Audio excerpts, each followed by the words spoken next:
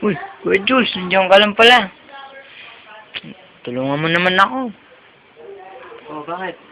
Tulungan mo naman ako kasi. Ako nagpatalo nung nakaraang laban namin. Galit na galit sa akin yung manager ko.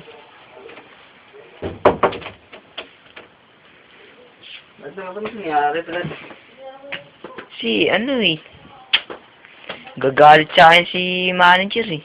Bakit Yung boss mo. yung ginawa mo? Ano bang, tungkol ba saan yung kinagagalit nung nagpatalo ka kung saan ano ba yan? Nagpatalo sa... Basketball liga kasi. Tsaka kasi naglapit na ako sa mga kaibigan ko. Sa'yo daw sila nagpapaturo. Kasi balita ako rin sa kanila. Ikaw daw yung pinakamagaling na MVP dati.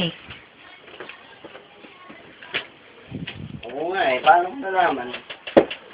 Yun ang sabi nila eh. Oo nga eh. Ano bang gusto mo matutunan? Yung ano sana, yung pagsushoot at saka ang pagdidribble. Para malito yung kalaban. Anong shoot tsaka dribble? Teka nga, tuturo ko sa'yo kung paano ano.